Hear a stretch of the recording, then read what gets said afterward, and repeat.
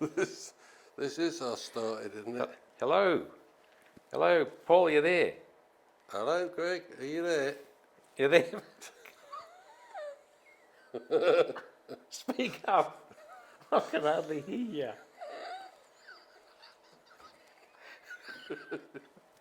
You there, mate? Hello. I can hardly see you. Listen, we're on here. Welcome to the Guernsey bunker. Right? Hello? Yeah, hello? Are you there? Speak up. It's fine. Well, this is a good start. Righto. Welcome to the Guernsey bunker live stream. Get up while you can. We've got an interesting program on this week. And a mystery guest. And a mystery guest. That's right.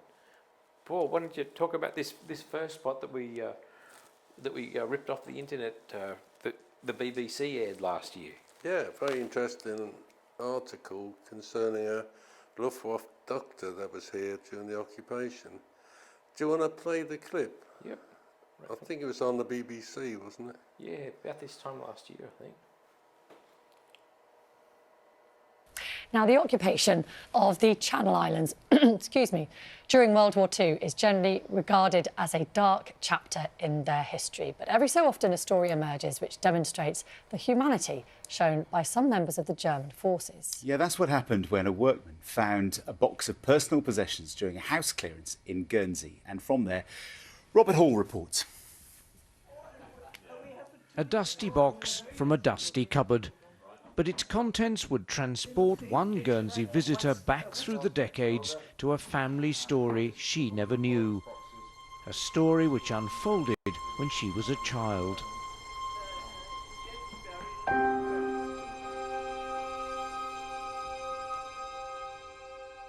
And her father, Dr. Albert Kowalt, was amongst German forces occupying these islands. Tremendous character. He came here in January 43.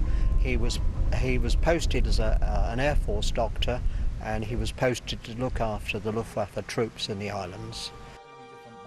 And here, carefully packed away, Albert Kowalt's medical books, his pistol, his cameras, letters from home, and photos of his family. He told us about Guernsey. He was very fond of Guernsey, but he was very lonely and he had homesick. These were some of his medical magazines. But Albert didn't tell his family everything. Since the find, investigations have revealed that he risked his own life to help islanders. Among those on his trail, a TV sleuth turned occupation historian. The islanders were starving and they were dying and suffering from all kinds of diseases, typhus and so on, for which they had no medication. And Albert Kowalt, against the military law, provided the civilians with a great deal of help. The entrance would have been just here across it. Oh, yes. Albert secretly treated his islander patients at the military hospital where he worked. He even helped them keep in touch with the BBC. He told them that there is a speech from Churchill, and he invited them to hear these speeches, and it was forbidden. They could have shot him. When Albert was betrayed and imprisoned by his superiors, islanders wrote letters in his support. There would be a surprise. And he'd left one last surprise for his daughter. And, it's very special, and it's your father's medals. I would like to have. Yeah. Those were his medals, and they were left here. I give my thanks to him for his life, because for him it was a bad life outside, but a good life inside. I'm proud that he did. Robert Hall, BBC News, Guernsey. Interesting. What have you got to say about that? Very interesting. I've never heard of him before. Obviously, this story's just come to light with the discovery of all this paperwork and his pistol and everything. It's not surprising because he was obviously not a career officer.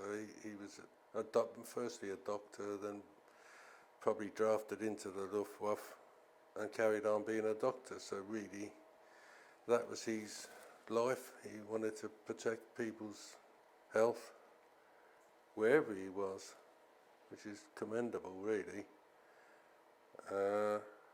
Although the St John's ambulance here was operating all through the war, and we used to help the Germans if they had a crash in a truck or something like that.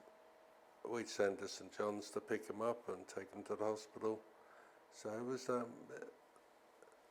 we're both helping each other to a degree, but the Germans were important because they could get the supplies, medical supplies we couldn't get. So it was quite important. It was interesting, I don't know if you picked up on, in the middle of that, at the end of that film with these medals, this obviously wasn't the first place he came to, because these two medals are, one is the KVD with swords, which is the Kriegskreuz mit Schwertern, which is basically the War Merit Cross with swords, second class. So it was for meritorious service, probably being a doctor in a combat zone, he would have got that. But the other medal's quite interesting because that's the Ost medal, which was for the Russian front. So he was obviously on the Eastern Front, patching up these chaps. He obviously didn't come here till the Russian offensive was over, and then he came here. So it would have been later in the war he came, 43, 44. When they selected people for Guernsey during the occupation, were they sort of headhunted for quality, or it was quite a mixture amongst the occupying forces? Well, they didn't need first-class soldiers as such. They didn't need commanders, tank commanders here, because there was no serious combat, and there was never likely to be any either, to be honest. Any thought of invasion by the Allies would have been would have sacrificed too many lives, civilian lives, never mind the Germans. But there's an example of a doctor who had earned his stripes, I guess, on the Eastern Front before being transferred here. He wasn't, green, as you noted by his medals, I guess. It's interesting. We didn't get a good close-up of his tunic. You would have seen more of his medals. I could probably bring that back up. No, I'd looked. You'd need to blow up the pictures.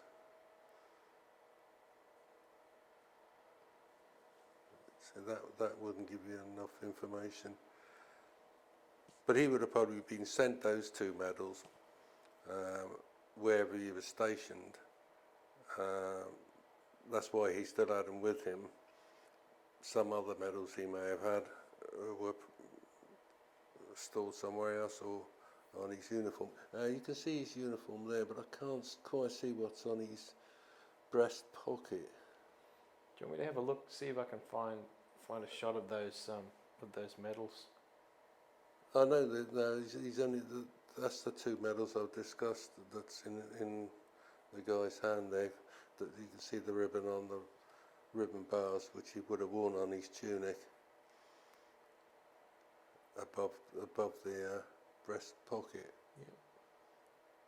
But he obviously had done active service prior to coming here.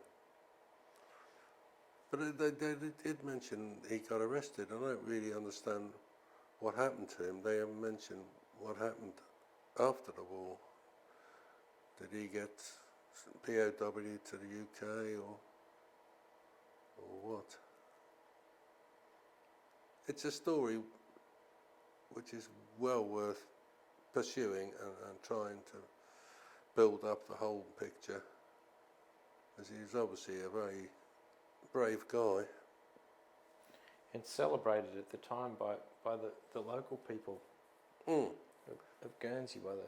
Well, as I say, we were starved of medical supplies, and what medical supplies did come in, the Germans kept for themselves, basically. I mean, they didn't have too much either.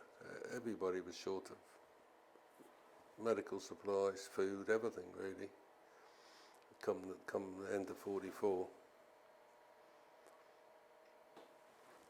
But it's a great story. Wore black uniforms, and this is a typical black hat with a death's head badge and SS eagle and swastika. These guys were totally political. They didn't do any fighting. They were into different groups. Mostly they looked after the concentration camps. They were in charge of the Gestapo, the SD, which was the secret police. Let's talk about these papers, these leaflets that you said were they airdropped or? Yeah. This is an aspect of the war, that the occupation, that people don't even think about. One of the major ideas by the Allies, and the Germans did the same, but the Allies for the Channel Islands wanted to take advantage of psychological warfare. So they wanted to, their idea is to airdrop leaflets all over occupied countries. And of course, Channel Islands was an occupied country. Initially, they wanted to give some information to the locals, and this thing was the News from England leaflet that was dropped on the night of the 23rd, 24th of September 1940. It included a message from the King, basically saying, you know, we're sympathetic towards the trials you're going through and hope for a speedy liberation, etc., etc. It's really just to sort of make the locals feel they hadn't been abandoned totally by the UK government. This was then September 1940. Yes, 23rd, 24th. They then dropped the second one, News from England number 2, would you believe? You know, Guernsey must have had very good air defence at the time, this early into the occupation, to allow this to happen, or whether they did it, they did it at such a height that, you know, it wouldn't have been a problem as far as flak. Yeah, I've never heard of any planes being knocked down for dropping leaflets. You got another one there? This is number 2. It's a slightly more common leaflet by virtue of the fact it was dropped over several nights, mid-October, around, yeah, about a week they were dropping these on the island. It was an offence to pick these up, but again, I don't recall anybody being punished for picking one up.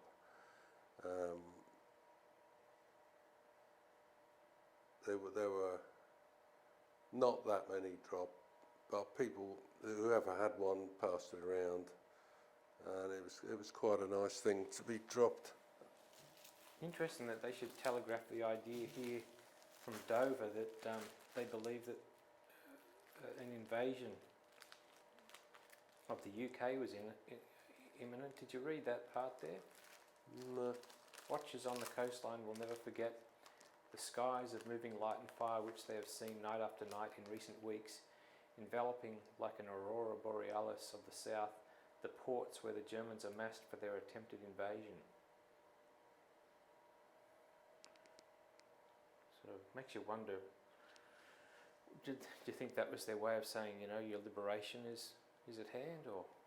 Well, I think both sides pushed propaganda as much as they could. So yes, they would have encouraged us to believe that we were going to be liberated in the near rather than further future. Sea power, decisive factor of all great wars, remains firmly in the hands of Britain. September has brought more proof of this. Okay. Yeah, well, obviously they're going to give all positive news so that, you know, just to boost morale. Yep. Do you think? Sorry. No, go ahead. Well, the RAF and also dropped leaflets over France. Obviously, again, an occupied country, and as they were our allies, they were dropping similar type leaflets, but in French. But on their way to dropping these I'm out of focus, I think. Oh, that's okay. Oh no, I'm in the wide shot. These were being dropped in France. Yeah, the Courrier de l'Air, which was news from the air, very similar thing, boost the morale of the French civilian population. They did, but as I say, they weren't officially dropped here, but on the way we have records of certain ones were dropped on Guernsey and Jersey. Are you saying some of the French Yeah, on the way to papers were dropped en yeah. route? Basically, yeah. Or else they may have got out quickly and hadn't dumped the whole load, and they dumped some on the islands. And they were quite useful because our island population could read French. Well, that was the Guernsey patois was close enough that they could. Yeah, They could read they could this? read Yep. true French as well. Yeah. Again, once the Americans had got in the war, they were happily dropping leaflets. This one's titled America in the War. Again, this was this particular issue was dropped on the islands, but it was basically produced to drop over France. That's another courier. There was probably another 5 or 6 different leaflets have been dropped on the islands. Again, mostly destined for France, but they actually dropped some on the islands. A really fascinating thing to collect. But once the best thing with propaganda leaflets, you can use them to demoralise the occupying forces. So after D-Day, Germany knew they were getting a little bit dodgy on winning the war front. So they decided, well, when we got cut off here, they had no way of getting first-hand information. The general soldier, he couldn't get any letters through from home. He couldn't obviously listen to radios and that. So he had no idea what was going on. But they knew enough to realise. Obviously, D-Day, they were back on the defensive. Yeah. So they were obviously worried.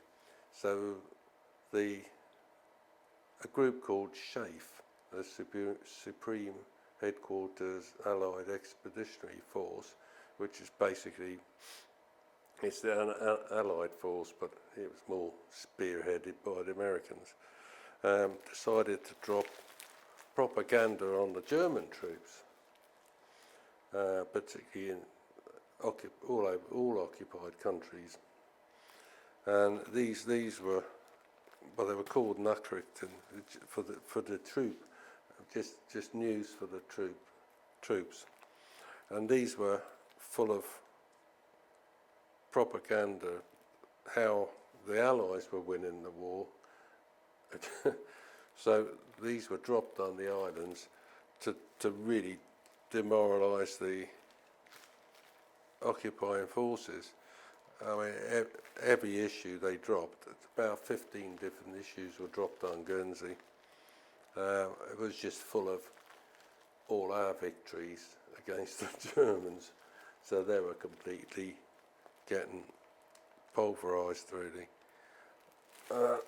This is the typical example of them. These were dropped in bundles, and when they were released from the aircraft, the bundles exploded, and that's how the leaflets sort of got disseminated. But the main thing with these leaflets, it became illegal for everybody to collect those. There was punishment if you were found with big stacks of these. The Germans were basically ordered to collect them up and destroy them. They weren't supposed to read them themselves. Obviously they did, and it was an effective way of demoralising the occupying forces. They were quite successful. In fact, they was dropping them right to a couple of days before liberation. And did the nature of the content change in the No, lead up to liberation? Basically, the last one, they were telling them to throw the towel in. Basically, Yep. you must capitulate. You can't win. I mean, it was just full of how we were winning everything, and they were losing everything. So this is 23rd of September 44. Mm-hmm. Did all of these come into the museum's archives from the same channel, or you've cobbled these together over the years? Oh, people kept a few, and of course there was just literally dropped on the island. So you might get one parish get a whole load of one copy, then the wind's taken another drop somewhere else into the sea. So there are some quite scarce ones, and there's one of them I've got a great number of, because the bundle didn't explode in mid-air. It stayed as a bundle, went straight through this gentleman's greenhouse. He went in his greenhouse and found this big bundle, and he kept them. So we had, 200 all of the same issue, which is quite fascinating. He took a bit of a chance keeping them, but to be honest, by 45, the Germans were getting a little bit more relaxed. They weren't going to punish people for very minor things. They were still very strict. My father was caught doing something or other, and he was sentenced to 1 month in prison right at the end of the war. But unfortunately, they were putting people in prison for any sort of silly things, not having a light on your bicycle and going out after curfew. And by the come near the end, people were being a bit more relaxed. They weren't sort of taking too much notice of getting home too early. So I think that's what my father did. But he never served any time, because the jail, the local jail, was full, and it was something like a 6 to 8 week waiting list to get in. So by the time my father's time came up, we'd already been liberated. In those last days of the occupation, when food was was scarce before the supply ships, before the Vega came in. Were people, involved in misdemeanours because they knew they might at least be able to get a feed in the lockup, or that never really happened? Oh yeah. I mean, people did all sorts of things. Because the Germans obviously had stores, and some locals had access to these stores, but perhaps they worked in them or whatever. So a certain amount of stuff was stolen, not from the locals from stealing from other locals, it was stealing from the Germans. It was quite, yeah, but they didn't have a great deal. So basically what people did was barter. If you had a farm and you had too many potatoes or something, you could exchange it to somebody. If you read you've got a collection of newspapers, people want to exchange 6 eggs for a bar of soap or something. Unbelievable. So people managed. It's great that the occupying forces allowed the papers to continue to be produced, notwithstanding the fact that they monitored the content. But that would have really helped keep the community together and connected and cared for in a way. Once you got to understand, you ignored the front page because that was full of propaganda, where the Germans were winning everything and the British were losing everything, because they had a permanent censor working in the newspaper office, so absolutely nothing got through. You couldn't just put sort of anything a bit risky in the newspaper, because it would have been chopped out. But apart from the propaganda, they did football matches, they did all what was on at the cinema, and it kept people in touch with each other, because when you consider they'd taken away all the cars, so if you lived where you live now, which is miles away from the Without capital, saying exactly where I live. well, it's miles away from the capital, which you could bicycle. That's all you could do. So you had difficulty in getting anything you wanted, but with the newspaper, at least they kept people informed what was going on, and you could go into town if there was something interesting going on. No, it was a valuable thing. When all of the transport was taken away, the vehicles were commandeered, and I guess horses and whatnot. It would have been a long way from the west coast to the east coast. What was a regular journey would have become something you'd have to walk. If you were you allowed during daylight hours to cross the island in that way, or was it? Okay. Yeah, it's only where there was fortifications you weren't allowed, basically, and the airport and harbour, obviously. But you could go around about your business, and if you had certain businesses like delivering milk or something like that, you'd be allowed to keep your own vehicle, and a doctor could keep his own vehicle.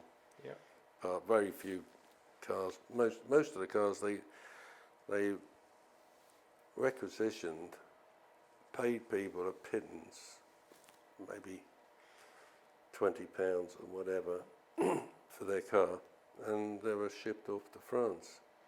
Oh, really? Yeah, basically the Germans didn't need them.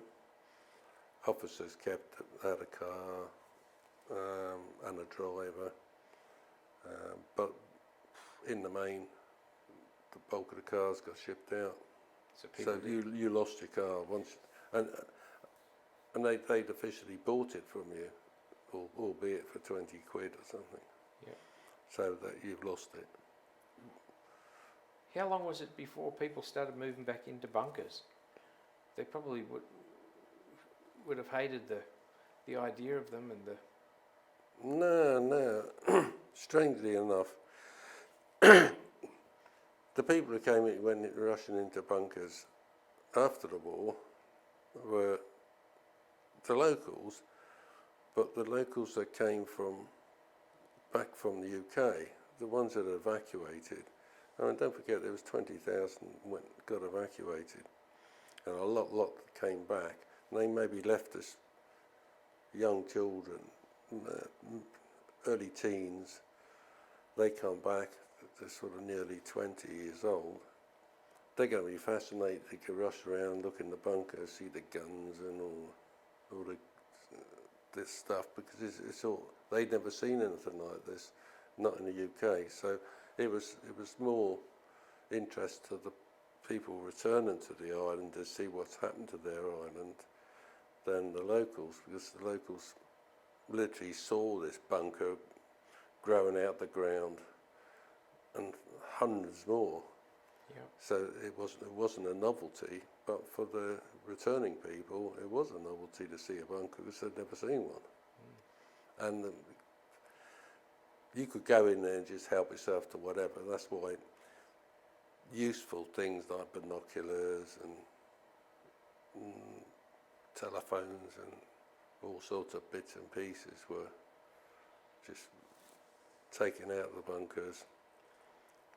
Fortunately they did, because we still find them from time to time, and something to add to the museum and to our history. Yeah. But there wasn't a lot.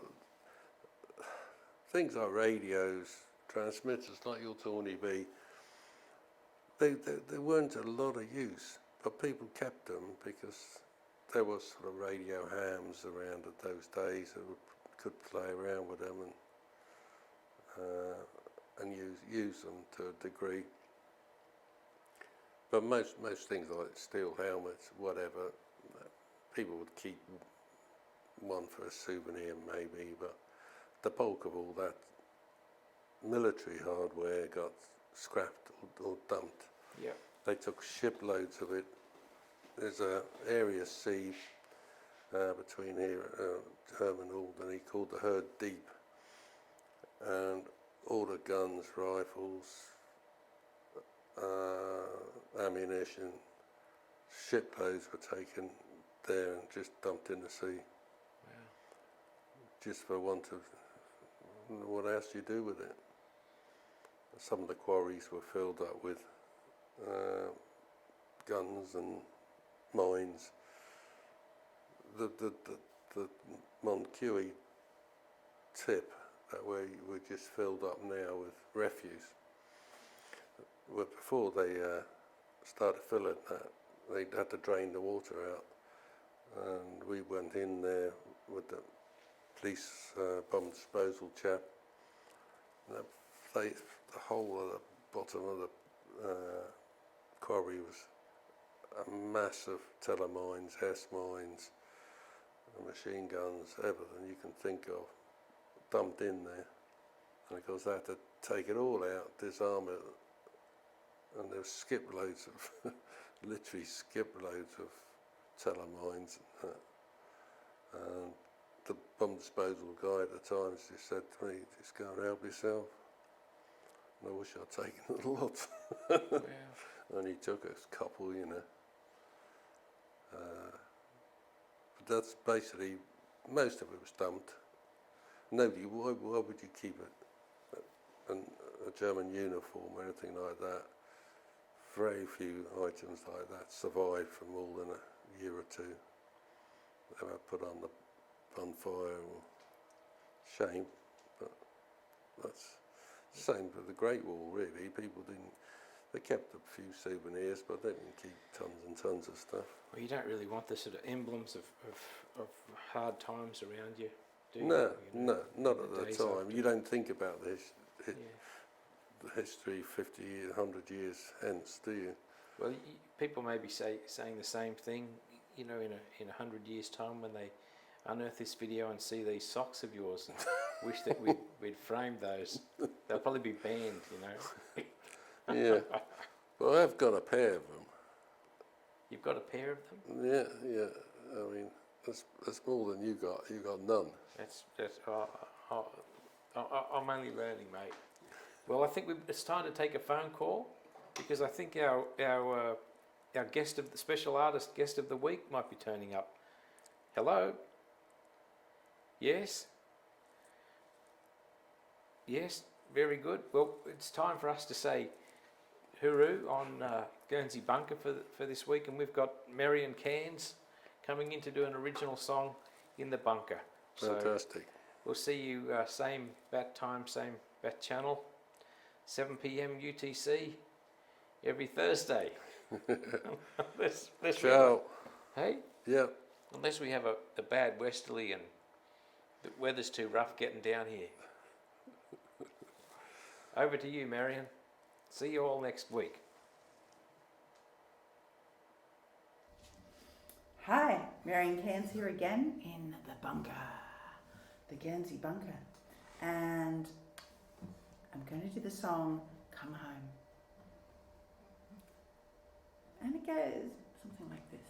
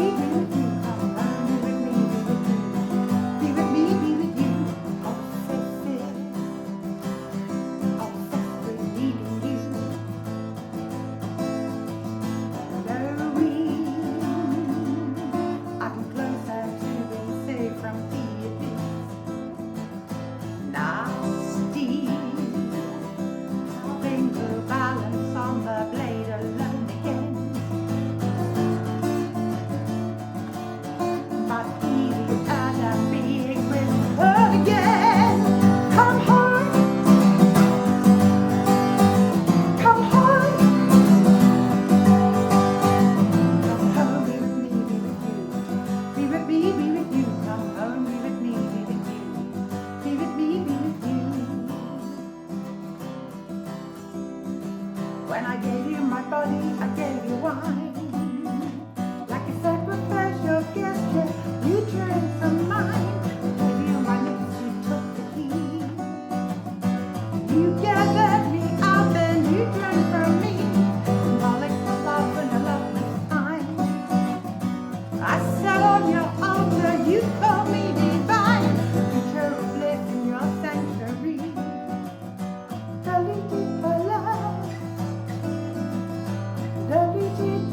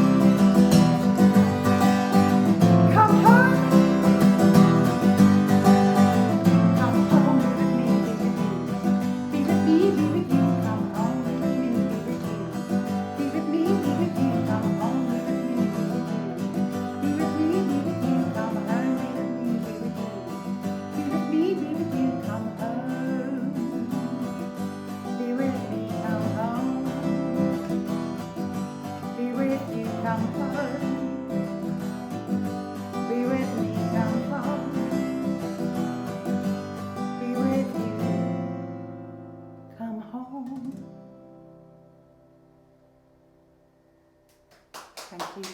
Good night.